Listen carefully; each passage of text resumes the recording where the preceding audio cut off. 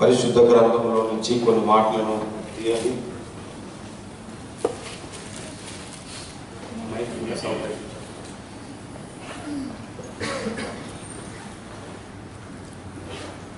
పరిశుద్ధ గ్రంథంలో నుంచి నిర్గమకాండము 13వ అధ్యాయము, నిర్గమకాండము 13వ అధ్యాయము, పేజీ నెంబర్ 55. నిర్గమకాండము 13వ అధ్యాయము 13వ వచనము మనం చదువుదాం.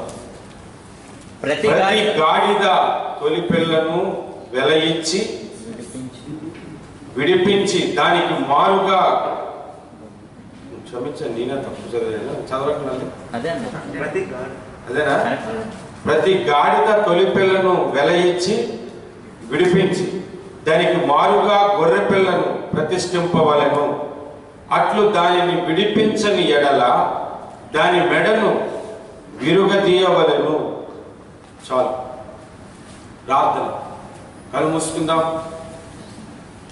దేవుడు తన ప్రవక్తల ద్వారా రాయించినటువంటి లేఖనములలో నుండి ఒక లేఖనమును మనం చదువుకొని ఉన్నాం. ఆ లేఖనము, ఆ వాక్యమును, రొట్టెను దేవుడే విరిచి మనకు అందించినట్లుగా ప్రార్థన చేద్దాం. ప్రేమగల మా తండ్రి, దయగల మా యేసయ్య, నీకు వందనాలు చెల్లిస్తున్నాను. అద్వితీయ సత్య దేవుడా, నీకే వందనాలు, నీకు వందనాలు చెల్లిస్తున్నాను. ప్రభువా, నీకు వందనాలు. కనికరించండి, సహాయం చేయండి. చదవబడిన లేఖనము మీది నాయన. ఈ మాటల్లో నుండి సత్యమును మాకు అయా మా కన్నుల ఎదుట వెలిగించి మమ్మల్ని ఆదరించి బలపరచమని యేసు నామమున ప్రార్థిస్తున్నాము తండ్రి, ఆమేన్. ఈరోజు సింగపూర్కి ప్రత్యేకమైన దినముగా ఉన్నట్లుగానే ప్రపంచవ్యాప్తంగా కూడా ఒక ప్రత్యేకమైన దినం ఇది. ఏంటంటే ఇది మట్టలాదివారం. మనం ఏమంటాం? మట్టలాదివారం, ఫామ్ సండే అంటారు కదా. నిన్న మేము కెంటెక్లో ఆల్ నైట్ ప్రేయర్ చేసుకున్నప్పుడు నేనైతే చాలా సంతోషంగా ఉన్నాను. దగ్గర 15 పాటల వరకు రాత్రి పాడాను అన్నమాట. పాటలన్నీ పాడి తర్వాత 1 గంట సమయంలో అనుకోకుండా సడన్ గా గుర్తుకొచ్చింది నాకు ఈరోజు మట్టలాదివారం. నేను అనుకుంటున్నాను మామూలు సండే అనే ఆలోచనలో నేను ఇర్మియా గ్రంథంలో నుంచి కొన్ని మాటలు, సంఘాన్ని బలపరిచే కొన్ని మాటలు నేను ధ్యానం చేసి ప్రిపేర్ చేసుకొని ఉంచుకున్నాను.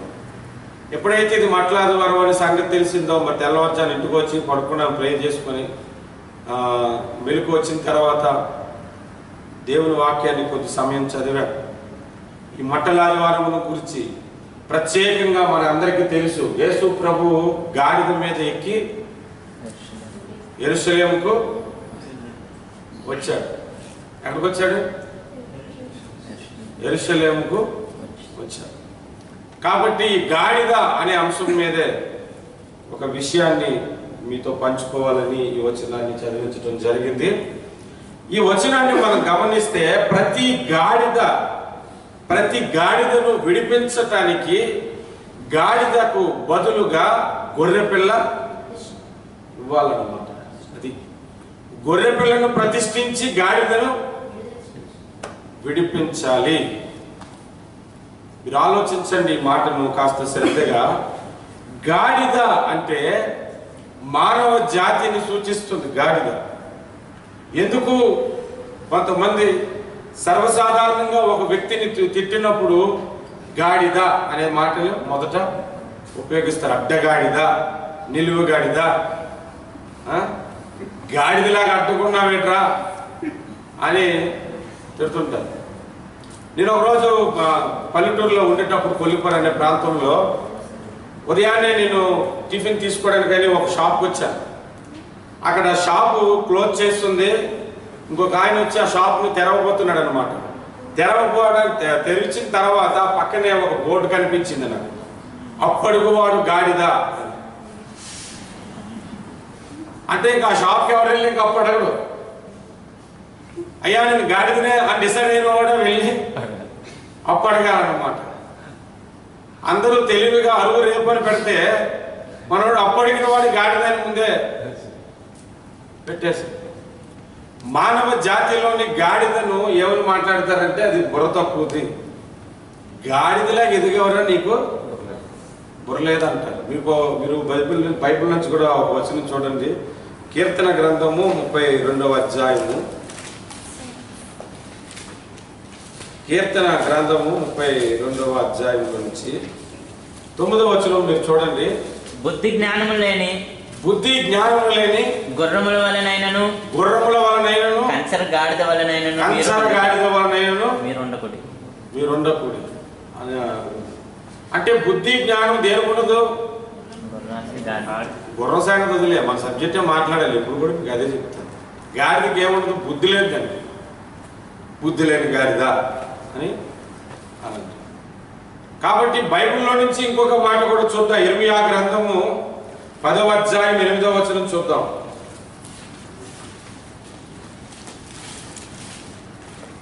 ఇర్మియా గ్రంథం 10వ అధ్యాయము 8వ వచనంలో జనులు కేవలము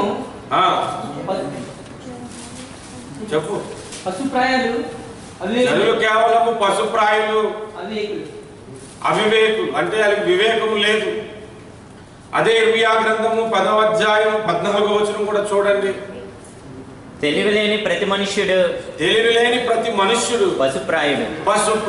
పశువుతో పోలుస్తున్నాడు. నేను కీర్తన గ్రంథం 32:9లోనేమో తెలివిలేని వారిని గాడిదతో పోలుస్తున్నాను. నేను ఒకసారి ఒక కథ చెప్పాను, మీకు కొంతమందికి తెలుసు ఆ కథ నేను చెప్తాను. ఒక అడవిలో ఒక కోడి పుంజు, సింహము రెండు బాగా ఫ్రెండ్స్ అంట. రెండు చక్కగా రోజు మాట్లాడుకుంటూ అడవికి బయటికి వస్తుండగా అక్కడ ఒక పెద్ద పొలం ఉండేది. ఆ పొలంలో నడుచుకుంటూ సరదాగా సాయంత్రం పూట మరలా రాత్రి సమయానికి అడవిలోకి వెళ్ళిపోతుండేది. అలా వస్తున్నప్పుడు ఆ పొలంలో ఒక గాడిదను కట్టేసి ఉండేదన్నమాట. ఒక గాడిద, దానికి ఒక కాపరి ఉండేవాడు. ఎప్పుడు ఈ సింహము అక్కడికి వచ్చిన గాడిదని చూడగానే భలే ఉంది, బాగా ముదిరిపోయి ఉంది అనేదన్నమాట. ఒక పక్క చికెన్ వండుతున్నప్పుడు స్మెల్ వస్తుంది అనుకో, ఆ స్మెల్ తగలగానే మంచి మసాలా వేసేసినట్టున్నారు అని అంటారు కదా. ఆ గాడిద చూడగానే నోరు ఊరిపోతుండేది అనమాట. ఈ సింహానికి కోడితో చెప్పింది, చాలా రోజుల నుంచి చూస్తున్నాను, మంచి కన్నపెట్టి ఉంది, ఒక్కసారి తినాలని ఉంది, కానీ ఎప్పుడు చూసినా దాన్ని కావల కాయడానికి ఎవరో ఒకరు ఉంటున్నారు అని కోడితో చెప్పింది. మరి కోడి ఫ్రెండ్ కదా, కొంతమంది స్నేహితుల కొరకు ఏమైనా చేస్తుంటారు. స్నేహితుల కొరకు మంచి చేయడం కన్నా చెడు మాత్రం తొందరగా చేస్తారు కొంతమంది. అప్పుడు ఈ కోడి చెప్పింది, ప్రతిరోజు లంచ్ టైంలో అక్కడున్న పనివాడు భోజనానికి వెళ్తాడు. ఆ టైంలో నువ్వు వెళ్ళి దీన్ని భోజనం చేసి,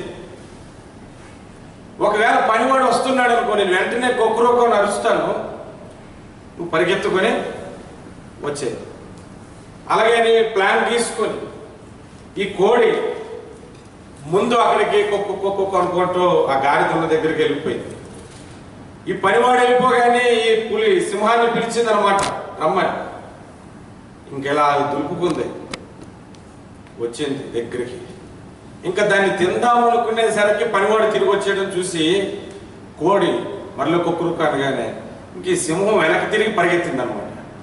ఈ గాడిద మొట్టమొదటిసారిగా లైఫ్లో సింహం నన్ను చూసి పరిగెడుతుంది, ఎప్పుడు దాన్ని చూసి మేము పరిగెత్తే వాళ్ళము, నన్ను చూసి పరిగెడుతుంది అని తాడు తెప్పుకొని దాని వెంట పరిగెత్తకెళ్ళి దాని ముందు నిల్చున్నది. అని మీరు ఆలోచించండి, ఎంత తెలివి తక్కువ వాళ్ళకి గాడిద అని అదిగా అంటారు. మానవులు గాడిద వంటి వారు, మానవులు పశుప్రాయులు. ఆ గాడిదను విడిపించటానికి గొర్రె పిల్లను బదిలమ్మంటున్నారు. గాడిద అంటే మానవ జాతి అని చెప్పుకున్నాం, గొర్రె పిల్ల అంటే మన ప్రభువైన యేసు. హల్లెలూయా, హల్లెలూయా. యోహాను సువార్త 1వ అధ్యాయం 36వ వచనములో అన్నాడు, ఇదిగో లోక పాపమును మోసుకొని పోవచ్చున్న దేవుని గొర్రె పిల్ల అని లేఖనము చెబుతుంది. 1 పేతురు పత్రిక 1వ అధ్యాయం 19వ వచనములో మన కొరకు అనాది కాలమందు సిద్ధపరిచినటువంటి గొర్రె పిల్ల అని యేసు ప్రభువును గొర్రె పిల్లతో పోల్చటం మనకు కనబడుతుంది. హల్లెలూయా. మానవులను గాడిదలను విడిపించటానికి, పాపముల రక్షించటానికి గొర్రెపిల్లగా యేసు ప్రభువు గాడిద స్థానంలోనికి వచ్చాడు. హల్లెలూయా. ఇది మన సబ్జెక్ట్ ఈరోజు. గాడిదల్లో 3 రకాల గాడిదలు ఉంటాయి. ఇప్పుడు నేను ఆ 3 రకాల గాడిదలు చెప్పినప్పుడు మీరు గాడిదలు అనుకోకండి, ఒరిజినల్ గాడిదలు అనుకోకండి. గాడిదలు పోలిన వారు ఉంటారు కదా, వాళ్ళు అనుకో. అంతే కదా మన సబ్జెక్ట్. ఇప్పుడు నేను గాడిదలని మానవ జాతి గురించి చెప్పాను కదా. ఇప్పుడు నేను బైబిల్లో నుంచి గాడిదలు చూపిస్తాను. 3 గాడిదలు. మొట్టమొదటి గాడిద ఆదికాండంలో మనకు కనబడుతుంది చూడండి. 39వ అధ్యాయము 16వ అధ్యాయము, ఆదికాండము 16వ అధ్యాయము 11వ వచనము 12వ వచనం చదువు. మరియు యెహోవా దూత, ఇదిగో యెహోవా నీ మొరను వినెను, నీవు గర్భవతి అయి ఉన్నావు, నీవు కుమారుని కని అతనికి ఇష్మాయిలును పేరు పెట్టుదువు, అతడు అడవి గాడిద వంటి వాడు. ఎవరు? ఇష్మాయిల్. ఎందుకు అడవి గాడిద వంటి వాడు? పూర్తిగా చదవండి. అది అతని చేయి అందరికి, అందరి చేతులు అతనికి విరోధముగా ఉంటాయి. అంటే ఏ మనిషి అయితే అందరికి విరోధముగా ఉంటాడో, అందరికి రివర్స్ లో ప్రయాణం చేస్తుంటాడో, వాడు అడవి గాడిద. అది నేను చెప్పేది. అందరికీ ఒక టైం ఉంటుంది. ఆ టైంకి రాకపోతే మరి ఏమన్నా చెప్పండి దాన్ని. అది మీరు చెప్పలేదు. ఏమన్నాలి? నేను అంటలేదు మమ్మల్ని గాడిద అంటాడా అని అనకండి. బైబిల్ చేత అనిపిస్తాను మీకు. అది హల్లెలూయా. ఒకసారి మాకు తెలిసిన వాళ్ళు అడిగారు అనమాట, చాలా కాలంగా నేను దేవుని సన్నిధికి వస్తున్నాను బాబు, నాకు రావాల్సిన టైంలో ఆశీర్వాదం రాదు, ఆ తర్వాత వస్తుందంట అని చెప్పింది అనమాట. ఏం చేయమంటావు అని అంది. నన్నేం చేయమంటావు? ఆమె ఏం చేస్తుందో మనకేం తెలుసు. అలా రాలేదంట. ఆ తర్వాత కొద్ది రోజుల తర్వాత ఆమెను గమనించితే తెలిసింది, ఎప్పుడూ చర్చికి టైంకి వెళ్తాం, లేట్గా వెళ్తాం. మరి ఆశీర్వాదం లేట్కి రావు. ఏది విత్తుతావు అదే కోస్తామని మనం చదువుతాం కదా. నువ్వు లేట్గా వస్తే మరి లేట్గా వస్తాయి, నువ్వు తొందరగా వస్తే తొందరగా వస్తాయి. లేట్గా రాబట్టి చాలా మంది టైంకి పెళ్ళిళ్ళు అవట్లేదు, మీకు తెలుసు. ఊరికి అన్నాను జోక్గా. దేవుని సన్నిధికి అందరికీ ఒక టైం పెట్టారు. సైరన్ కానీ పరిగెత్తుకొని వేసుకుని బట్టలు వేసుకొని సేఫ్టీ బెల్ట్ కట్టించుకొని వెళ్ళిపోతాం మనం. ఈ టైంకి బండి కదిలిపోతుంది. మనం వెళ్ళకపోవటం వలన మన గురించి, మన నిమిత్తం కొంతమంది లేట్ అవుతారు అన్న ఆలోచన లేదు. అంటే అందరికి విరోధముగా ఉన్నటువంటి స్వభావము డాష్ అనుదురు. పాసవరా మీరు? అడవి గాడిద అనుదురు. దేవునికి స్తోత్రం. అంతా విరోధమే. నేను కెంటెక్ లాడ్జ్లో ఉండేటప్పుడు ఒకరోజు షాప్కి వెళ్ళి క్రిస్మస్ టైంలో బ్లూ కలర్ షర్ట్ కొనుక్కున్నాను. బాగుంది. ఇంటికి తెచ్చాను. తెచ్చిన తర్వాత క్రిస్మస్ కదరా అని ఒక తమిళోడు ఉన్నాడు. అతను రూబేన్ పేరు, అతను క్రిస్టియన్. అతను ఏమని చెప్పాడంటే, నేను క్రిస్మస్ కదరా బట్టలు కొనుక్కున్నానని నాకు చెప్పాడు. అవునా, నేను కొనుక్కున్నాను అన్నాను. ముందు వాడు బట్టలు చూపించాడు. వాడు కూడా బ్లూ కలర్ షర్టే కొన్నాడు. అరే అనుకోకుండా యాక్సిడెంట్లీ మన ఇద్దరు ఒకే కలర్ షర్ట్ కొన్నామని, ఒకే టైప్ కొన్నామని నా షర్ట్ కూడా చూపించాను. చూశాడు ఇద్దరు. తర్వాత క్రిస్మస్ రోజు ఆ షర్ట్ వాడు వేసుకోలేదు. వాడి ఫ్రెండ్ వేసుకుని వచ్చాడు ఆ షర్ట్ ముందు మా రూమ్కి. అప్పుడు నేను అన్నాను, నువ్వు కూడా ఈ షర్టే కొనుక్కున్నావా అని వాడిని అడిగాను.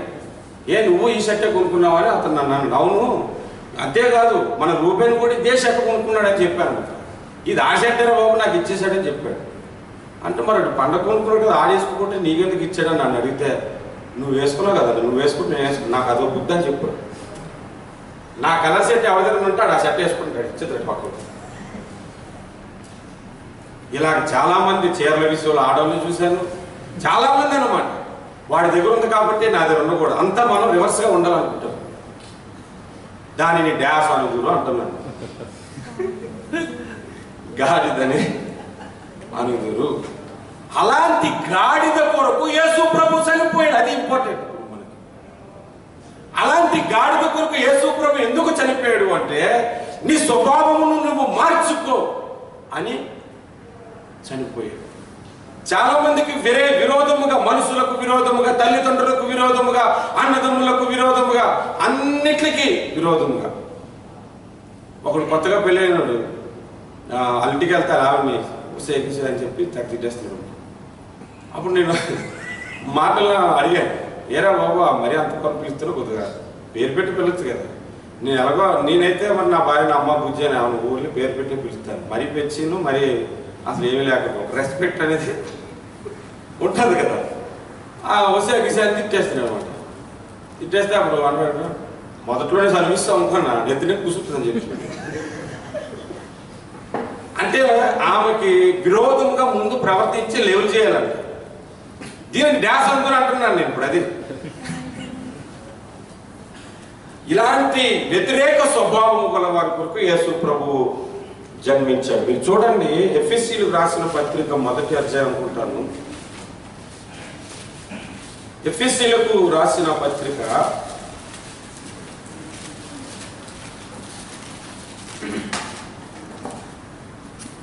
2వ అధ్యాయము 3వ వచనం. వారితో కలిసి మనమందరమును శరీరం యొక్కయు మనస్సు యొక్కయు కోరికలను నెరవేర్చుకొనుచు మన శరీరాశలను అనుసరించి మునుపు ప్రవర్తించుచు కడమ వారి వలెను స్వభావ సిద్ధముగా దైవోగ్రతకు పాత్రులమై ఉంటుంది. స్వభావ సిద్ధముగా. కొందరు స్వభావము వ్యతిరేకముగా ఉంటే, దేవుని స్వభావానికి మానవ జాతి వ్యతిరేకముగా ఉంది. మానవ జాతిని గాడిదలు దేవుని స్వభావానికి వ్యతిరేకంగా ఉంటే ఆ స్వభావమును మార్చటానికి గొర్రె పిల్ల మన కొరకు బలి అయిపోయాడు. హల్లెలూయా, హల్లెలూయా, దేవునికి స్తోత్రం. కాబట్టి యేసు సిలువలో ఎందుకు మరణించాడంటే మన మార్పు కొరకు. మనం యేసుని అంగీకరించి మారుతాం. యేసు ప్రభువుని క్రైస్తవులు ఎంత దొంగలంటే నేను చెప్తాను, వినండి, డైరెక్ట్గా చెప్తున్నాను అన్నమాట. యేసుని అంగీకరించి మారుతారు, కానీ సహోదరుల దగ్గర మార్పు. వాళ్ళకి దేవుడే కావాలి కానీ వాళ్ళ హృదయంలో మార్పు అవసరం లేదు. అలాంటి గాడిదల కొరకు గొర్రె పిల్ల బలి అయిపోయాడు. హల్లెలూయా, హల్లెలూయా. బలి అయిన గొర్రెగా పాపమునంతటిని మోసి తీర్చితివే. బలి అయిన గొర్రెగా పాపమునంతటిని మోసి తీర్చితివే. పరిశుద్ధ రక్తము నా కొరకేనయ్యా, నాకెంతో భాగ్యమయ్యా. పరిశుద్ధ రక్తము నా కొరకేనయ్యా, నాకెంతో భాగ్యమయ్యా. పరిశుద్ధుడా, పరమాత్ముడా, ఆరాధన, ఆరాధన. పరిశుద్ధుడా, పరమాత్ముడా, ఆరాధన, ఆరాధన.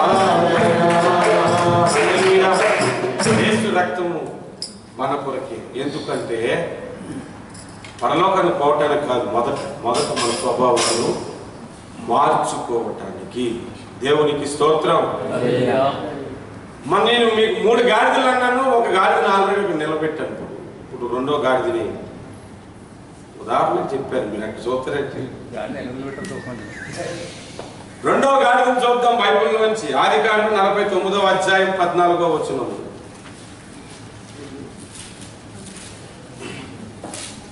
ఇస్సాకారు రెండు దొడ్ల మధ్యను పండుకొని ఉన్న బలమైన గార్ధబొమ్ము. గార్ధబొమ్ము, గార్ధబొమ్ము అంటే గాడిదనే గార్ధబొమ్మ. మళ్ళా చదువు. ఇస్సాకారు రెండు దొడ్ల మధ్య పండుకొని ఉన్న బలమైన గార్ధబము సంస్కృతము, అచ్చు తెలుగు గాడిద.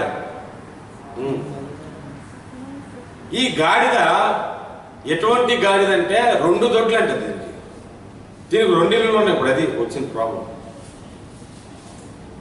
ఆ ఇంట్లో ఉన్నప్పుడు అక్కడ ఆమెకు భర్త, ఈ ఇంట్లో ఉన్నప్పుడు ఈమెకు భర్త. ఇది రెండు దొడ్లు ఉంటే గాడిది. ఒకరోజు పెళ్లి జరుగుతుంది హైదరాబాద్లో. జరిగిన విషయం, పెళ్లి చేయడానికి కొంతమంది పాస్టర్లు కూర్చున్నారు. అక్కడ పెళ్లి చేయడానికి ఒక పెద్ద పాస్టర్ గారు కూడా వచ్చారు. పెళ్లి కూతురు మాటమాటకి ఇలాగ తిరిగేస్తుందంటే సాధారణంగా మగవాళ్ళలో తిరుగుతారు. పెళ్లి కూతురు సిగ్గుపడుతూ పక్క ఆ వేలే తెచ్చుకుని కూర్చుంటది కదా.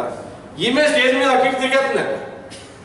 తిరిగేస్తుంటే కింద పాస్టర్ గారు అనుకున్నారంట, ఈమె ఎవరంటే పెళ్లి కూతురు చెల్లా లేకపోతే పెళ్లి కూతురు అక్క అంటే, లేదండి ఆమె పెళ్లి కూతురా. బాబాయ్ ఏదో ఒక తేడాగా ఉన్నట్టుంది. సరే పెళ్లి జరిగించడానికి పెద్ద పాస్టర్ గారు వచ్చారు. అమ్మా ఇతను పెళ్లి చేసుకోవడానికి నీకు అంగీకారమా అని మైకిచ్చాడంట. నాకపోతే నీకు అంగీకారం అని అందరూ.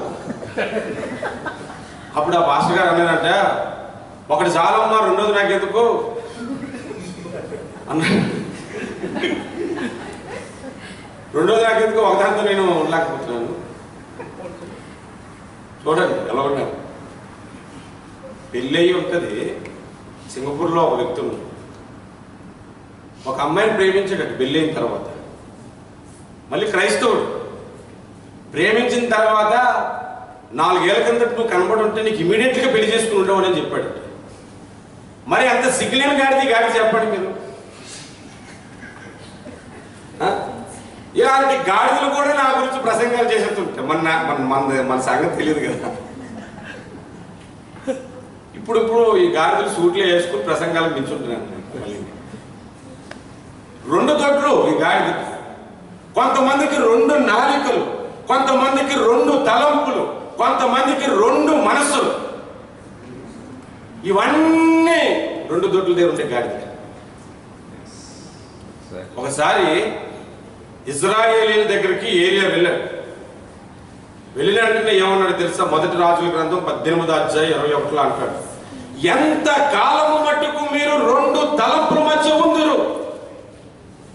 యెహోవా దేవుడైతే యెహోవా యొద్దకు వచ్చేసేయండి, బయలు దేవుడైతే బయలు యొద్దకు నువ్వు వెళ్ళిపో అని చెప్పాడు లేదు? అక్కడ ఏమన్నాడు? 2 తలంపులు. ఎందుకు ఆ మాట అన్నాడు చెప్పండి?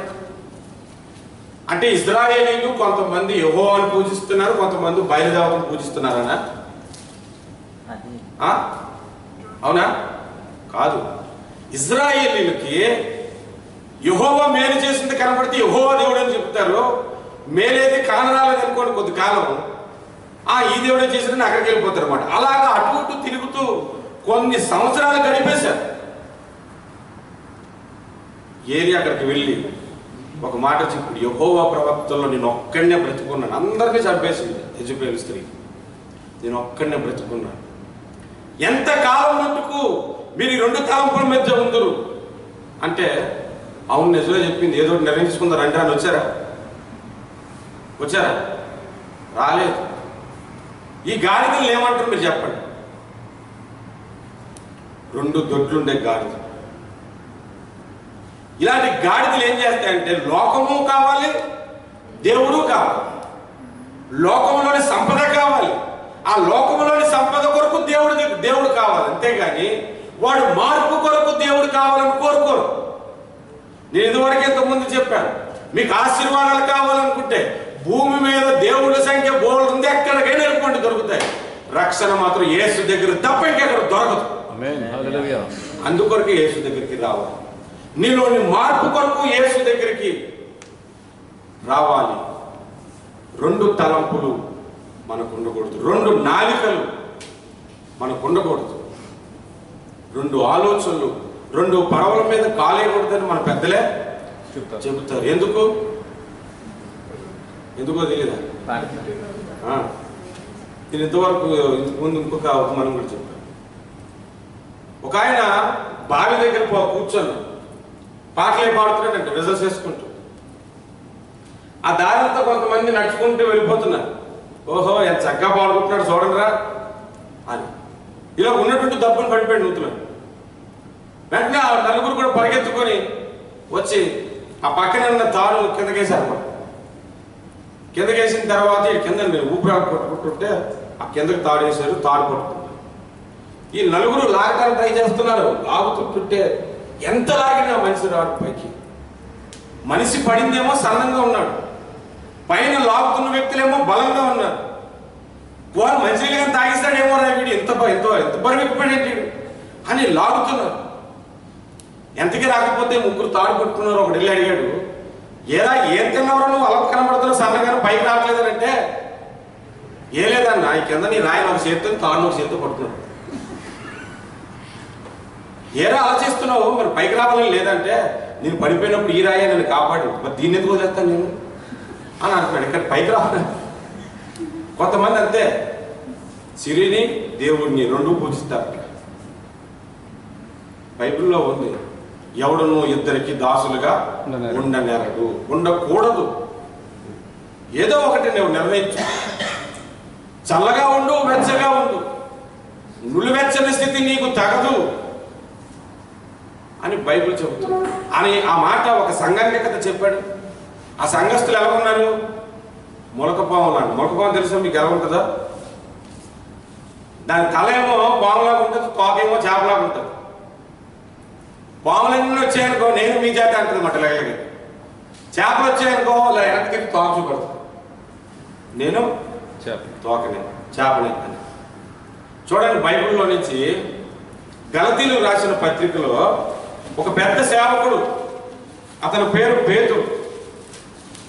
గలతీలకు రాసినటువంటి పత్రిక 2వ అధ్యాయం 11వ వచనం చూడండి.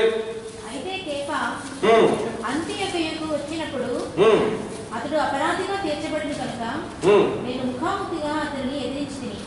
ఏలయనగా యాకోబు నద్ద నుండి కొందరు రాకమునకు అతడు అన్యజనులతో భోజనం చేయొచ్చు, కానీ వారు రాగానే సున్నతి పొందిన వారికి భయపడి వెనుక తీసి వేరైపోయారు. చూడండి ఇక్కడ పేతురు ఏం చేశాడు తెలుసా? కొంతమంది అన్య జనాంగాలతో కూర్చొని భోజనం చేస్తారు. అన్య జనాలు అంటే వేరు వేరు మతాల్లో వారితో కూర్చొని ఈ ప్రభువుని నమ్ముకున్న వ్యక్తి కూర్చొని భోజనం చేస్తున్నారు. ఈలోగా సున్నతి పొందిన వారు అనగా యూదులు, అనగా ప్రభువుని నమ్ముకున్నటువంటి వారు కొందరు రాగానాలు చూసి, ఒరే వాళ్ళతో పాటు నువ్వు కూర్చొని తింటావా అని ఈయన అంటారని నెమ్మదిగా వెనక్కి వచ్చాడు. వాడు కోరేసుకుంటున్నానని వెనక్కి వచ్చాడు. అక్కడికి వచ్చి ఉన్నాడు. అది పౌలు చూసి గట్టిగా గద్దించేశాడు, సీరియస్గా. ఇలా కాదు, ఎందుకు అంత రెండు తలంపులు? నీకు అంత భయం అయినప్పుడు వెళ్ళటం మానే, అది తప్పు కాదనుకున్నప్పుడు ఆవిడనే కూర్చొని తిన, అందులో తప్పే ఉంది. ఇలాంటి రెండు నాలుకల పనులు, ఇలాంటి రెండు స్వభావ పనులు నువ్వు చేయొద్దని పౌలు పేతురుని గద్దించాడు. అయినా పేతురు గారు పౌలు ఎంత గొప్పవాడు అంత గొప్పవాడు అని చెప్పాడు, కానీ ఆయన గురించి ఏమని చెప్పాడు చూసారా? రెండు తలంపులు, రెండు ఆలోచనలు, రెండు పడకలు. యాకోబు పత్రిక మీరు తీయొద్దు కానీ 3:9 అంటాడు, ఇదే నోటితో బూతులాడుతూ ఇదే నోటితో దేవుని స్తుతించుదమా అని. టెక్పార్గో ఒకప్పుడు అడవిలా ఉండేది చాలా కాలం క్రిందట, మీ సింగపూర్ వచ్చిన కొత్తలో. అక్కడ ఒక తెలుగు కుర్రాడికి పాపం బాగోలేదని, చర్చకొచ్చే కుర్రాడు బాగోలేదని చూడడానికని కొంతమంది మేము వెళ్ళాం. మేము అక్కడికి వెళ్ళేటప్పుడు అక్కడ ఇంకొక ప్రభు నమ్ముకున్న వ్యక్తి ఉన్నాడు, అతని పేరు ఏలియా.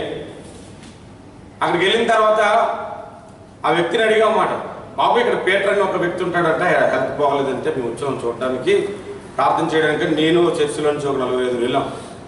మీరు ప్రభు బిడ్డలండి అని అన్నాడు. అవునండి, నేను ప్రభు బిడ్డనండి అని అన్నాడు. ఈలోగా అటుపక్క నుంచి ఎవడ వెళ్ళిపోతాడు, రే అని పచ్చి బూతులు తిట్టేశాడు. ప్రైజ్ లార్డ్ సార్ అని అంటున్నాడు, రే అని పచ్చి బూతులు తిట్టేస్తాడు. మళ్ళీ ప్రైజ్ లార్డ్ అని అంటున్నాడు, మాట్లాడుతున్నాడు. ఎక్కడైనా మళ్ళీ చెప్తాను అంటున్నాడు. ఈ బుర్రలేదండి డాష్ డాష్ డాష్ అని తిట్టేస్తాడు. ఆయన ఏమనుకున్నాడు నాకేం అర్థం అవట్లేదు, ప్రైజ్ లార్డ్ అంటున్నాడు, అది వదలట్లేదు.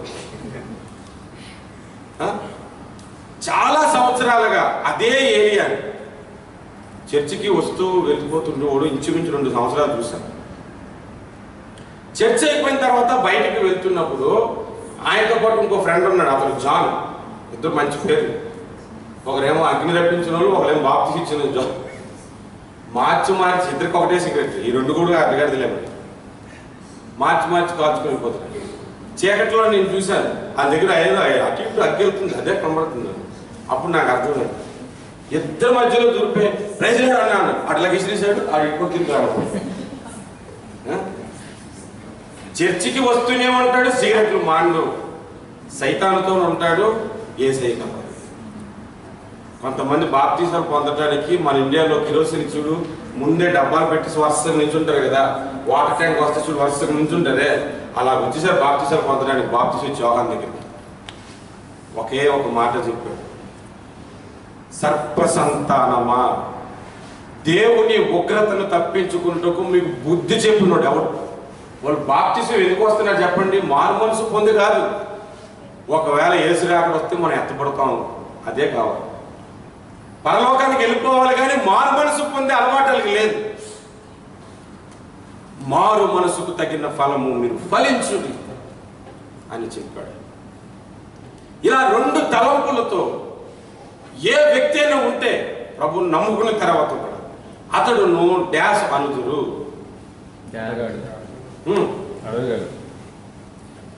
అరవై కాకపోతే కన్సరా ఏది అందరూ దాస్ గారు పాస్ అయిపోయారు. మీరందరూ చెప్పండి ఏమందరు? మీరు ఎందుకు మరి మొహమాట పడతారు? అందరూ నాకు డౌట్ వస్తుంది, నాకు ఏదో డౌటే. కొంతమంది మానేస్తారని భయం వేస్తుంది నాకు, మమ్మల్ని అర్థం చేశాడు.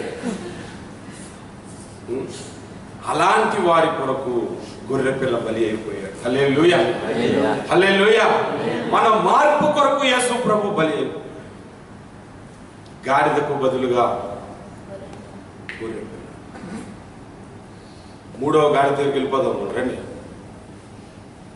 మత్తయి సువార్త 21వ అధ్యాయము 1 నుండి 3 వచనాలు. తర్వాత యెరూషలేమునకు సమీపించి ఉల్వ చెట్టు కొండ దగ్గర ఉన్న బెత్ఫగేకు వచ్చినప్పుడు యేసు తన శిష్యులలో ఇద్దరిని చూచి, ఈ ఎదుటనున్న గ్రామంలోకి వెళ్ళండి, వెళ్ళగానే కట్టబడి ఉన్న ఒక గాడిదయు దానితోనున్న ఒక గాడిద పిల్లయు మీకు కనబడింది, వాటిని విప్పి నా ఎదురు తోలుకుని రండి. చాలు, అక్కడ మనకు ఒక గాడిద కనబడుతుంది. అదేం గాడిద చెప్పండి ఇప్పుడు? కట్టబడిన గాడిద. ఈ గాడిద ఏం చేసి ఉందంటే కట్టేసి ఉందంట. ఆ కట్టేసిన గాడిదను యేసు ప్రభు నా దగ్గరకు తీసుకురండి అని తన శిష్యులకు చెప్పాడు. ఇది కట్టబడిన గాడిద. మానవుల్లో గాడిదలు అని చెప్పాను కదా, వాళ్ళు దేనికి కట్టుబడి ఉంటారంటే కులానికి కట్టేసుకుంటారు. అందులో నుంచి రారు. ప్రభుని నమ్ముకున్న తర్వాత మనోళ్ళని చూడుబాబు అంటారు. మరి దేంటో నాకు అర్థం. మనోళ్ళలోనే పెళ్లి సంబంధాలు. ఒక సీనియర్ పాస్టర్ గారు ఒకరోజు మేము తెనాలిలో పాస్టర్స్ అందరూ మీటింగ్ జరిగితే నేను వెళ్ళాను. అక్కడికి వెళ్ళిన తర్వాత బాబు నువ్వు వేటి కొద్దిగా బాగా కనబడుతున్నావు, ఏం కూడా వేయడం అని అడిగాడు పాస్టర్ గారు. నేను చెప్పాను, ఆదాము రెడ్డి అయితే నాది రెడ్డి అండి, ఆదాము చౌదరీలు అయితే మీ చౌదరీలు, ఆదాము మాలోడు అయితే మీ మాలోడు. ఆదాము ఏ కులం చెప్పండి మీరు? దేవుడు ఏ కులంతో చేశాడు ఆదామని? అదే కులం మరి. ఇప్పుడు బోధకులు దేవునికి స్తోత్రం. ఆదాము కులమే మా కులం. దేవునికి 2 జాతులు, 2 కులాలు ఉన్నాయి. ఈ ప్రశ్న చాలా కాలం కిందట సెల్ గ్రూపులు అడిగితే ఆన్సర్ చెప్పమంటే ఒక వ్యక్తి లేచి చెప్పాడు, ఆడ మగ. నేనన్నా మరి ఇటు కాణాలు ఉంటారు, ఆడే మేము పోలరన్నాను. ఆడ మగ కూడా దేవుని దృష్టికి 2 జాతులు కాదు. దేవుని దృష్టికి పాపులు అనే ఒక జాతి, పాపము నుండి విడుదల పొందిన పరిశుద్ధులు అనే జాతి 2 ఉన్నాయి. ఆదాము సంతతంతా పాపులు, 2వ ఆదామైన క్రీస్తుకు కలిగిన వారందరూ పరిశుద్ధులు. ఆ పరిశుద్ధ కులం దేవునికి స్తోత్రం. పరిశుద్ధులమును యాజకులమైన రాజులైన యాజక వంశం అని మన పేరు. దేవునికి స్తోత్రం. హల్లెలూయా, హల్లెలూయా. విశాఖపట్నంలో మీరు నాకు గుర్తు తెలిసినట్టు మేము యాదవ్ ప్రభువుని నమ్ముకున్న తర్వాత యాదవ యువజన సంఘం అని ఒక బోర్డు ఉంటుంది. అక్కడికి నన్ను పిలిచారు. ఇంట్లో పెద్ద కొడుకు కదా, ఒరే అబ్బాయి నువ్వు కనుక ఆ మతం తీసుకుంటే అందులో కానీ కలిస్తే రేపు పొద్దున మీ నాన్నకి ఏదైనా మీ అమ్మకి ఏదైనా మన కులపోలు ఎవరు రారు, ఏ విషయంలో సహాయం చేయరు, నువ్వు అన్నీ ఆలోచించుకొని నువ్వు చేయాలనుకుని చేయి అని అన్నాడు. లేదంటే మన వాళ్ళు నిన్ను వెలివేసేస్తాను అంటున్నారు అని పెద్ద అన్నాడు. ఆల్రెడీ వాళ్ళు వెలివేసి నేను అక్కడికి వెళ్ళాను, వాళ్ళు నన్ను మళ్ళీ వెలివేసేస్తారు. ఆల్రెడీ నేను వద్దనుకున్నాను కదా అక్కడ. కులానికి కట్టుబడి ఉంటారు, జాతికి కట్టుబడి ఉంటారు, ఊరికి కూడా కట్టుబడి ఉన్నారు కొంతమంది. మొన్న ఒక రోజు చాలా కాలం కిందట ఒక వ్యక్తి అన్నా మన ఊరికి ఒక చర్చ ఓపెన్ చేస్తారన్నా అని అంటాడు. అంటే ఆ ఊరిలో కాబట్టి ఆ చర్చకి వెళ్ళాలి. అంటే ఇది ఊరికి కట్టబడింది గాడిదలే అండి. మా ఊరోడు అయితే ఒకలాగా, మా ఊరోడు కాకపోతే ఒకలాగా. కట్టబడిన గాడిద ఇంకా వీడికి ఇంకా కట్టులు విడలేదు. కులం అనే కట్టులు విడలేదు, ఊరనే కట్టులు విడలేదు. కొంతమంది మా పాస్టర్ గారు అయితే బాగా చెప్పేస్తాను, వాళ్ళ పాస్టర్ గారు ఏం చెప్పకపోయినా తెగ చెప్పేస్తారు పాపం. తీరా ఇక్కడికి వచ్చాక తెలుస్తుంది ఏం చెప్పలేదని. అప్పుడు మనకు అర్థం అవుతుంది. ఎందుకో అన్న ఎలా చెప్తున్నాడు, ఇంతకుముందు బాగా చెప్పు అని అప్పుడు అంటాడు. ఇంతకుముందు బాగా చెప్పినప్పుడు ఇప్పుడు బాగా చెప్పడండి, ఇప్పుడు బాగా చెప్పడా, బాగానే చెప్తాడు. అంటే మొదటి నుంచి బాగా చెప్పలేడు, ఎప్పటికీ చెప్పలేడు. కాబట్టి ఆ సంగతి మనం తెలుసుకోవాలి. ఇలాగ కులానికి అన్నిటికీ కట్టబడిన గాడిదలు కూడా ఉన్నాయి. ఆ కట్టులు విప్పటానికి గొర్రె పిల్లని యేసు వచ్చాడు. హల్లెలూయా. ఆ గాడిదను విప్పడానికి యేసు ప్రభు తనంతట తాను వెళ్ళి ఆ గాడిదని ఒప్పుకోగలడా, ఇప్పుకోలేడా? మరి శిష్యులకి ఎందుకు చెప్పాడు? ఇందులో మనం నేర్చుకోవాల్సిన పాఠం ఏంటి? కులానికి కట్టబడిన గాడిదలను, ఊరికి కట్టబడిన గాడిదలను, మతానికి కట్టబడిన గాడిదలను, పాపానికి సిగరెట్లకి చెడలవాట్లకి కట్టబడిన గాడిదలను యేసు నామము ప్రకటించి విడిపించటానికి, అది మనకు నేర్పించటానికి మీరు వెళ్ళా గాడిద కట్టిప్పాము. వస్తే ఆ గాడిద మీద కూర్చుంటాడు యేసు. ఎందుకు కూర్చుంటాడు? యేసుని మనం ధరించుకున్నప్పుడు యేసు కనబడతాడు, గాడిద కనబడతాడు. అందుకని గాడిద మీద కూర్చున్నాడు. గాడిద మీద కూర్చొని ఎక్కడికి వెళ్ళాడు?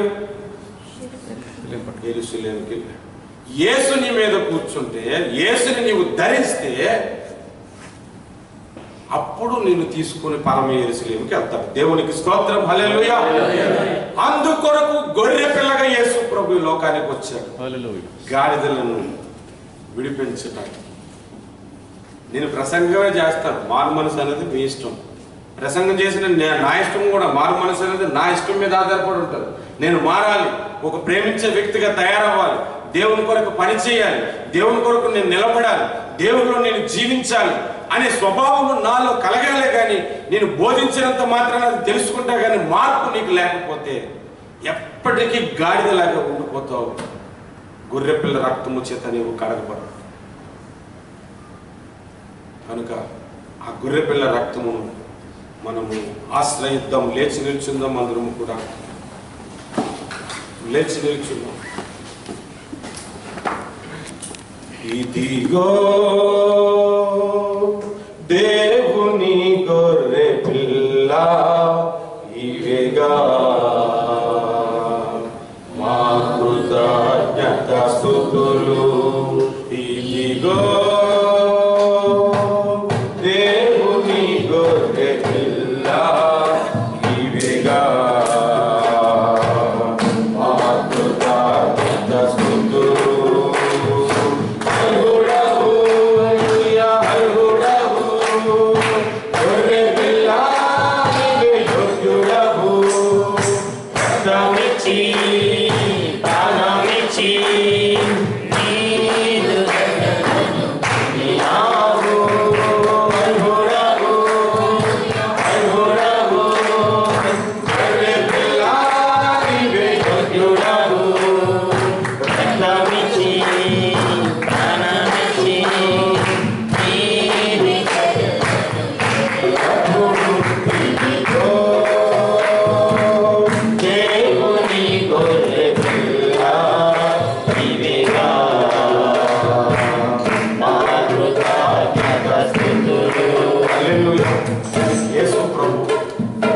నీ కొరకు సిలువలో మరణించాడు.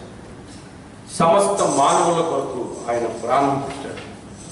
అది తెలుసుకున్న మనం మన స్వభావం మార్చుకోకపోతే దేవుని రాజ్యం మనం చేరం సహోదరులను. గద్దింపుతో వాక్యం చెప్పాడని అడిగితే ఇది నీకే నష్టం, నాకే నష్టం కాదు. చాలా జాగ్రత్తగా దేవుని సన్నిధిలో మనం ఉండాలి. మన స్వభావమును మార్చుకోవాలి, మన అలవాట్లు మార్చుకోవాలి, మన తలంపులు ఎప్పుడు యేసు వైపు ఉండాలి.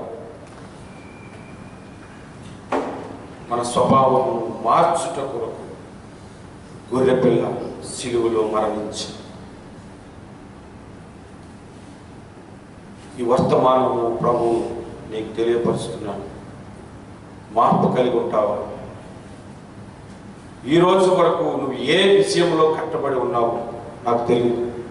ఇప్పటికీ నువ్వు బూతులాడుతూనే ఉన్నావేమో ప్రభువు నమ్ముకుని. ఆ కట్టెల నుంచి విడుదల పొందా. ఇప్పటికీ చెడు తలంపులతో చెడు ఆలోచనలతో నిండిపోయి అదే థింకింగ్తో గంటలు గడిపే అలవాటులో నీవు ఉండిపోయావేమో.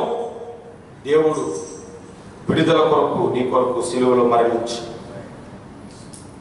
మార్పు కొరకు యేసు ప్రభు సిలువలో మరణించి ఆయనను నీవు ధరిస్తే తప్ప యెరూషలేములోనికి నీవు అడుగు పెట్టలేవు, అడుగు పెట్టలేవు. ఇది ప్రభు నీతో మాట్లాడుతున్నటువంటి సందేశం. ఈ రాత్రి కాల్సం యేసు నీ కొరకు సిలువలో మరణించాడు. సహోదరుడా, సహోదరి, ఒక రక్తపు ముద్దలాగా సిలువలో వేలాడుతున్న యేసుని చూడు. ఆయన ఎంత త్యాగం చేశాడు. ఈరోజు చాలా మంది సింగపూరియన్స్